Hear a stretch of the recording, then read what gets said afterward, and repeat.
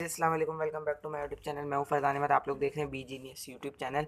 सो guys, last video हमारी accounting की जो थी वो फाइनेंशियल स्टेटमेंट और इनकम स्टेटमेंट के हवाले से थी। आज की वीडियो में हम बना रहे हैं बैलेंस शीट। बैलेंस शीट बना रहे हैं, किसकी बना रहे हैं? मिसेस शाजी एंड सन्स की। किस कब बना रहे हैं? ईयर एंडेड 31 दिसंबर 2008। ये जस्ट लाइक वैसे ही है जैसे हम जनरल में करते थे। हु यानी हु मतलब कौन है, वॉट क्या कर रहा है, वैन कब कर रहा है। तो यही है हु वॉट वैन। मतलब ये थोड़ा सा उल्टा हो गया, वॉट हु वैन हो गया ये। तो उसके बाद हम सबसे ऊपर एक लाइन ड्रॉ कर लेंगे ओवरहेड पे। उसके बाद पेज के सेंटर में एक लाइन ड्रॉ करेंगे, 2 कॉलम्स बन गए। उसके बाद पहली हेडिंग आएगी फर्स्ट कॉलम में एसेट्स की, दूसरी आएगी इक्विटीज़। इक्विटीज़ मतलब liabilities plus capital. Liabilities plus capital. अब आप ये ध्यान में रख लें, मैंने बताया था पिछली वीडियो में भी, इनकम स्टेटमेंट के जो इंग्रेडिएंट्स है, यानी इनकम स्टेटमेंट में जो दो हमारे अकाउंट्स आते हैं, all expenses and incomes are included in the income statement. सारी इनकम स्टेटमेंट में आपको एक्सपेंसेस मिलेंगे, direct expenses, income indirect expenses और सेल्स और सारे रेवेन्यूज़ भी मिलेंगे, इनकम भी मिलेंगी। उसके बाद जो हमारी बैलेंस शीट होती है उसके अंदर हमारे जो इंग्रेडिएंट्स हैं, यानी जो हमारे अकाउंट्स आते हैं, वो एसेट्स के आते हैं तमाम, और लाइबिलिटीज़ आती हैं और कैपिटल आता है। अब देखें, करंट एसेट की हमने एसेट के बाद करंट एसेट की हेडिंग लगाई। उसके बाद कैश। कैश हमारा सबसे पहला करंट एसेट है दुनिया का। उसके बाद बैंक। बैंक हमें दिया हुआ है 22,000। थोड़ा सा जूम इन कर देता हूँ मैं। 22,000 बैंक दिया हुआ है, तो बैंक 22,000 लिख दिया। उसके बाद अकाउंट रिसीवेबल 39,000, और उसके बाद दिया हुआ है ऑफिस सप्लाईज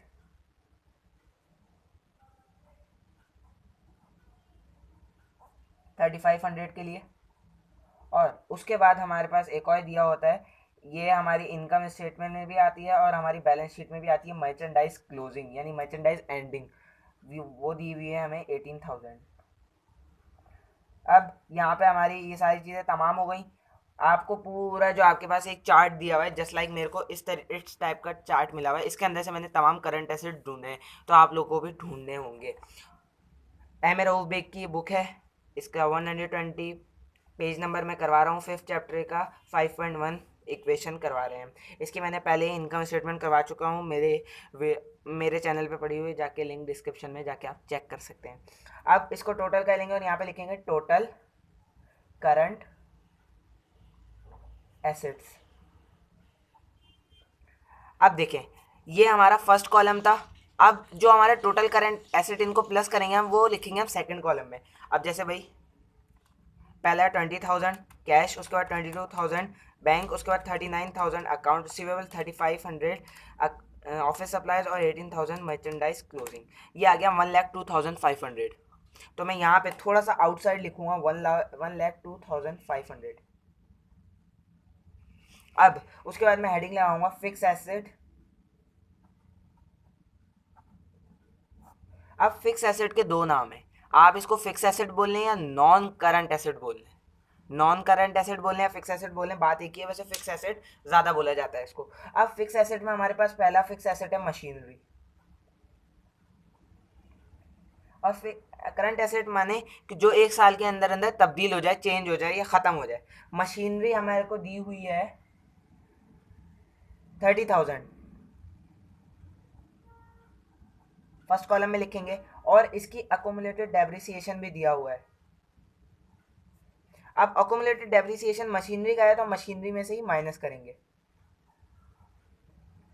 कितना दिया हुआ है? 15,000। अब मैं यहाँ पे लाइन ड्रॉ करूंगा और इसी के सामने 15,000 लिख दूंगा सेकंड कॉलम में। अब ऐसे ही थोड़ा सा नीचे करके, अब दूसरा हमारे को दिया हुआ है फर्नीचर, तो नीचे फर्नीचर लिखेंगे पहले। फर्नीचर हमारे पास है 20,000, और अकोमुलेटेड डेप्रिसिएशन इसकी भी है। फर्नीचर के अकोमुलेटेड डेप्रिसिएशन है 7,000, और यहाँ पे भी इस तरीके से लाइन ड्रॉ करेंगे। अकाउंटिंग का रूल है, जैसे मैथ का रूल होता है कि जब डिवाइड या मल्टीप्लाई करें या फिर प्लस या माइनस करें तो जो दो वैल्यूज़ होती हैं उनके नीचे आंसर आता है इस जगह पे। लेकिन अकाउंटिंग का रूल है, दोनों को जब प्लस या माइनस करेंगे तो जो आपकी नीचे वाली वैल्यू उसके सामने रकम आएगी, यानी इस जगह पे, इस जगह पे। तो यहाँ पे हमारे पास ये आ गई 13,000। एक सेकेंड, 13,000 इसकी अकोमुलेटेड डेप्रिसिएशन है, तो 7,000 इसका आंसर आएगा। अब allowance for uncollectible, allowance for uncollectible का मतलब है जैसे बैड डेट्स हैं, बैड डेट्स का दूसरा नाम अनकलेक्टेबल एक्सपेंस है। बैड डेट्स एक्सपेंस और अनकलेक्टेबल एक्सपेंस बात एक ही है, और अलाउंस फॉर बैड डेट्स और अलाउंस फॉर अनकलेक्टेबल दोनों बात एक ही है। अब वो कर्जा जो आपने दे दिया, अलाउ कर दिया कि भाई अब नहीं मिलने वाला हमें, तो ये हमारा फिक्स एसेट हो गया, हमें कभी भी नहीं मिलना, कब और मिल जाए तो मिल जाए। अब अलाउंस फॉर अनकलेक्टेबल दिया हुआ है 18,100, तो इसको भी हम सेकंड कॉलम में लिखेंगे और इसको इस तरीके से लाइन ड्रॉ करेंगे और यहाँ पे लिखेंगे टोटल फिक्स एसेट्स। अब टोटल फिक्स एसेट्स को टोटल कर लेंगे। 15,000 है हमारा पहला, उसके बाद 7,000 फर्नीचर, उसके बाद 18,100, ये हो गया 40,100, 40,100। आंसर चेक कर सकते हैं आप लोग। उसके बाद हम इसमें प्लस कर देंगे ऊपर वाली वैल्यू, यानी 1,02,500, ये हो गया 1,42,600। तो हम यहाँ पे दो लाइनें छोड़ के यहाँ पे लिखेंगे इस जगह, इस तरीके से लाइन ड्रॉ करके यहाँ पे लिखेंगे 1,42,600। और यहाँ पे अकाउंटिंग में इस तरीके से लाइन देते हैं, अगर अगर आप कोई अकाउंटेंट है बिलफर्ज और आपने यहाँ पे लाइन छोड़ दी और मैंने यहाँ पे एक ये लाइन काट के एक दो और फिक्स एसेट लिख दिए तो हमारा अकाउंट वो हो जाएगा। तो यहाँ पे आपने देखा होगा अक्सर दुकानदार भी इस तरीके से आपको बिल बना के देते हैं, जस्ट लाइक दिस, कि आपका बिल बना है जी 100 रुपये का, उसके बाद इस तरीके से लाइन ड्रॉ करके दी और यहाँ पे 100 रुपये लिख के। तो ये क्या होता है, यानी आप यहाँ पे कुछ लिख ना सकें, आप अपना बिल बढ़ा ना सकें या कम ना कर सकें। तो उसके बाद हमारे यहाँ पे एसेट्स के साइड कंप्लीट हुआ। अब यहाँ पे हम नीचे डबल लाइन लगा देंगे कि भाई इसके बाद हमारे पास कोई अकाउंट नहीं बचा। अच्छा, डबल लाइन लग गई। अब देखें, अब मेथड दिखा दूँ मैं आपको एसेट्स लिखने का। ये देखिए हमारे एसेट लिखा सबसे पहले, उसके बाद करंट एसेट जितने भी हमारे पास बुक में दिए हुए मैंने यहाँ तक लिखा, उसके बाद इनको टोटल करके टोटल करंट एसेट लिख के यहाँ पे वैल्यू लिख दी। अब फिक्स एसेट है मशीनरी, उस दी हुई 30,000, उसकी अकोमुलेटेड डेप्रिसिएशन दी हुई है 15,000, तो इन दोनों को माइनस करा 15,000 आ गया। फर्नीचर 20,000 था, अकोमुलेटेड डेप्रिसिएशन अप्लाई करने के बाद 13,000 और इसका आंसर आ गया 7,000। अलाउंस फॉर अनकलेक्टेबल हमारा फिक्स एसेट है, गुडविल ले लें, अलाउंस फॉर अनकलेक्टेबल ले लें, या आपका फिक्सचर हो, फर्नीचर हो, फिक्सचर हो। फिक्सचर मतलब जो फर्नीचर ही होता है, जैसे आपने एक कबोर्ड लिया और उसे दीवार में फिक्स कर दिया, वो फिक्सचर हो गया, वो हो गया, वो सारे आपके फिक्स एसेट है। तो इन तीनों को हमने प्लस करा तो हो गया 40,100 और 1,02,500 और 40,100 को प्लस करा तो 1,42,000 हमारा आंसर आ गया। और इस तरीके से हमने लाइन ड्रॉ कर दी। अब इक्विटीज़ के साइड आ जाते हैं। इक्विटीज़ के साइड हमने सबसे पहले हेडिंग लगानी है करंट। अगर जिसको पता है करंट क्या लिखूंगा मैं तो नीचे कमेंट करें। मैं यहाँ पे लिखूंगा करंट लायबिलिटीज, इसको भी मैं करूँगा अंडरलाइन। करंट लायबिलिटीज को मैंने अंडरलाइन करा। अब करंट लायबिलिटीज है पहली अकाउंट पेएबल।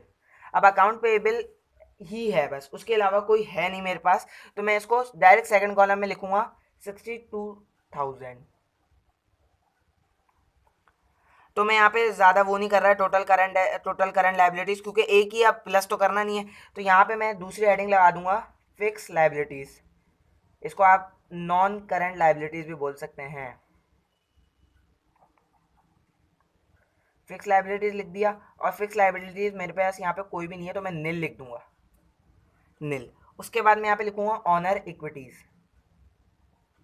ऑनर इक्विटी यानी ऑनर की इक्विटी, यानी ऑनर की जायदाद। ऑनर की इक्विटी लिखा, सबसे पहले आएगा ऑनर की इक्विटी में कैपिटल। कैपिटल हमारा यानी फर्स्ट कॉलम में लिखेंगे हम कैपिटल 58,000। उसके बाद इसमें हम ऐड करेंगे हमारी नेट इनकम, यानी कि जो हमारी इनकम स्टेटमेंट से नेट इनकम निकलेगी उसे हम यहाँ पे कैपिटल में प्लस करेंगे। ऑनर इक्विटी में हमारी आई थी 22,600। लाइन ड्रॉ करेंगे और यहाँ पे लिखेंगे ऑनर इक्विटीज़।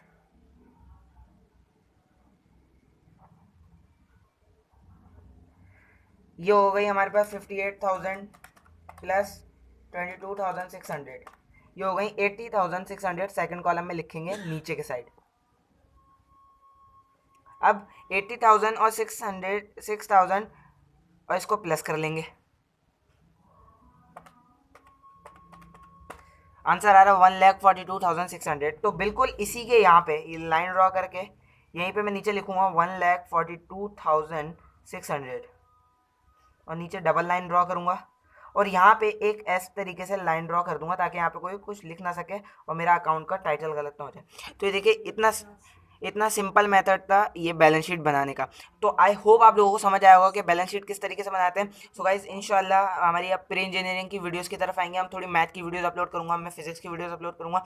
तो जो फर्स्ट ईयर के स्टूडेंट्स हैं इंजीनियरिंग वाले वो रेडी हो जाएं, मैथ्स के जो स्टूडेंट हैं मैट्रिक वाले वो रेडी हो जाएं और 9th वाले भी रेडी हो जाएं। तो इंशाल्लाह वीडियोस जल्दी आएंगी। Don't forget subscribe my YouTube channel and press bell icon. तो लाइक करें, कमेंट करें, शेयर करें। मिलेंगे नेक्स्ट वीडियो में, तब तक के लिए अल्लाह हाफिज़। फरजान अहमद।